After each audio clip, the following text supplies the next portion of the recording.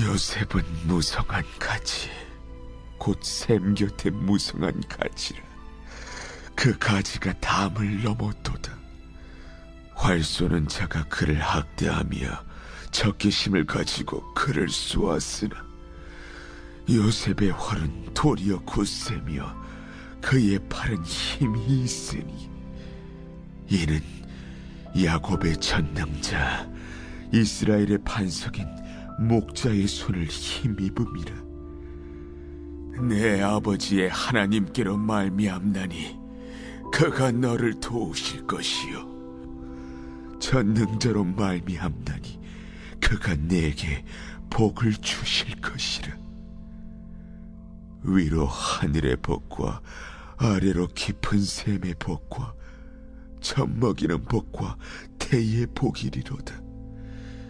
내 아버지의 축복이 내 선조의 축복보다 나아서 영원한 산이 한없음같이 이 축복이 요셉의 머리로 돌아오며 그 형제 중 뛰어난 자의 정수리로 돌아오리로다. 베냐민은 물어뜯는 일이라. 아침에는 빼앗은 것을 먹고 저녁에는 움킨 것을 나누리로다. 이들은 이스라엘의 12지파라. 이와 같이 그들의 아버지가 그들에게 말하고 그들에게 축복하였으니 곧 그들 각 사람의 분량대로 축복하였더라. 그가 그들에게 명하여 이르되 내가 내 조상들에게로 돌아가리니 나를 햇사람 에브론의 밭에 있는 굴에 우리 선조와 함께 장사하라. 이 굴은 가나안 땅 마므레 앞 막벨라 밭에 있는 것이라. 아브라함이 햇사람 에브론에게서 밭과 함께 사서 그의 매장지를 삼았으므로 아브라함과 그의 아내 사라가 거기 장사되었고 이삭과 그의 아내 리브가도 거기 장사되었으며 나도 레아를 그곳에 장사하였노라.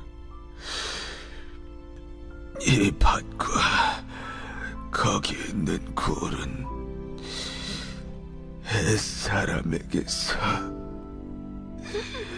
산 것이니라. 야곱이 아들에게 명하기를 마치고 그 발을 침상에 모으고 숨을 거두니 그의 백성에게로 돌아갔더라.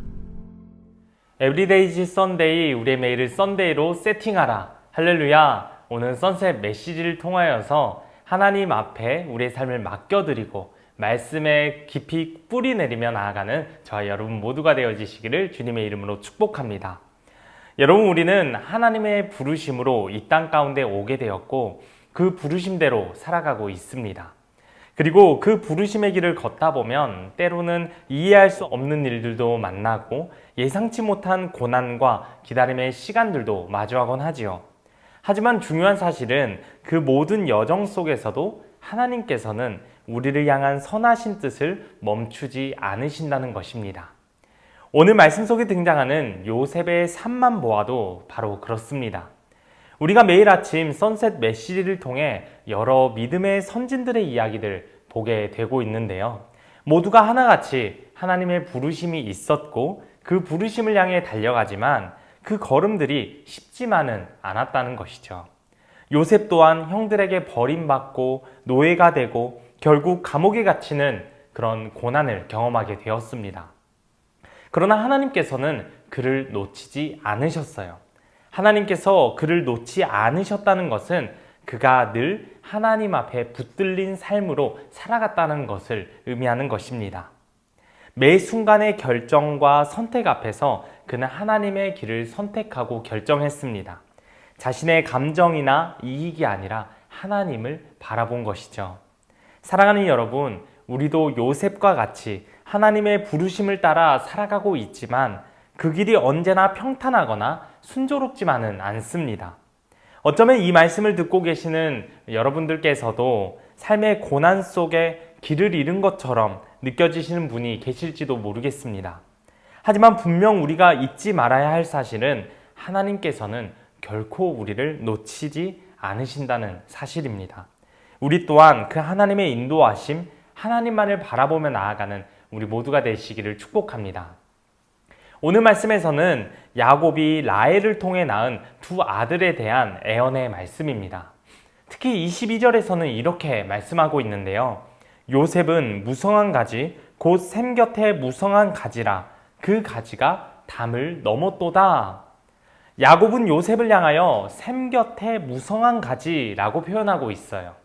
이것은 매우 풍요로우며 건강하게 성장할 것을 이야기하는 것인데요. 요셉의 삶은 하나님 곁에 뿌리를 내렸기 때문에 고난 중에도 시들지 않고 오히려 담을 뛰어넘는 생명력을 갖게 되었습니다. 그는 형들의 시기와 미움, 질투로 인하여서 노예의 신분을 갖게 되었고 노예가 된 와중에도 억울한 누명을 써서 감옥살이까지 하게 되었습니다. 결코 그 인생이 쉽지 않았다는 것을 이야기하는 것이죠. 하지만 그 인생은 결국 망하지 않았고 마르지 않았습니다. 바로 그의 뿌리가 하나님께 깊이 닿아 있었기 때문이에요. 이어서 23절과 24절에서는 이렇게 말씀하고 있습니다. 활 쏘는 자가 그를 학대하며 적개심을 가지고 그를 쏘았으나 요셉의 활은 도리어 굳세며 그의 팔은 힘이 있으니 이는 야곱의 전능자 이스라엘의 반석인 목자의 손을 힘입음이라. 아멘. 여기서 활 쏘는 자는 요셉을 공격하고 무너뜨리려 했던 사람들을 의미합니다. 형들의 배신, 보디발의 아내의 모함, 감옥에서 그를 잊은 사람들 등등 요셉의 인생은 여러 번 공격을 당하게 되었고 수많은 상처와 아픔을 겪게 되었습니다. 하지만 그때마다 요셉은 무너지지 않았죠. 오히려 그의 활은 더욱 굳세어졌고 그의 팔은 힘을 얻었습니다. 그 이유가 무엇이겠습니까? 바로 24절에서 말씀하는 것과 같이 야곱의 전능자 이스라엘의 반석인 목자의 손을 힘입음이라. 요셉이 강해서 이 모든 상황을 풀어내고 뛰어넘은 것이 아니라 그를 붙드신 하나님의 강하신 손, 하나님의 강하신 팔이 있었기 때문입니다. 하나님께서 친히 요셉의 목자가 되어주셨고 반석이 되어주신 것입니다. 그렇기 때문에 흔들리더라도 흔들리지 않고 넘어졌더라도 다시 일어설 수 있었던 것입니다. 여러분, 우리도 인생을 살아가다 보면 활 쏘는 자들을 분명 만날 때가 있습니다. 억울함, 모함, 오해, 질투, 경쟁, 다양한 상황 앞에서 중요한 것은 나의 목자가 누구인가, 나는 누구를 따르고 있는가 라는 것이죠. 사랑하는 여러분, 우리들의 목자는 누구이십니까? 바로 하나님이십니다. 올해 우리 포대처치의 약속의 말씀인 시편 23편에서는 이렇게 말씀하고 있죠. 여호와는 나의 목자시니 내게 부족함이 없으리로다. 그가 나를 푸른 풀밭에 누이시며 쉴만한 물가로 인도하시는도다. 내 영혼을 소생시키시고 자기 이름을 위하여 의의 길로 인도하시는도다. 아멘. 하나님께서 우리의 목자가 되어 주실 때, 우리를 붙잡아 주시고 인도해 주실 때 우리는 요셉처럼 어떤 상황에서도 무너지지 않고 끝까지 하나님의 사람으로 살아갈 수가 있습니다. 이어서 25절과 26절에서는 이 요셉의 삶의 놀라운 열매들을 보여주고 계시는데요. 내 아버지의 하나님께로 말미암나니 그가 너를 도우실 것이요 전능자로 말미암나니 그가 내게 복을 주실 것이라. 위로 하늘의 복과 아래로 깊은 샘의 복과 젖먹이는 복과 태의 복이리로다. 내 아버지의 축복이 내 선조의 축복보다 나아서 영원한 산이 한없음 같이 이 축복이 요셉의 머리로 돌아오며 그 형제 중 뛰어난 자의 정수리로 돌아오리로다. 아멘. 요셉의 인생에 주어진 열매는 단순한 회복이 아닙니다. 하늘과 땅, 위와 아래, 생명의 시작과 끝까지 모든 영역에 걸친 복, 이것을 하나님께서 넘치도록 부어주신 것이죠. 여러분, 이 모든 복의 근원이 바로 하나님이시라는 것입니다. 요셉의 인생을 붙드시고 인도하시고 회복시키시고 마침내 그 은혜를 넘치도록 부어주시는 분이 바로 하나님이시라는 것입니다. 사랑하는 여러분, 여기에서 우리 인생의 방향이 결정되는 것입니다.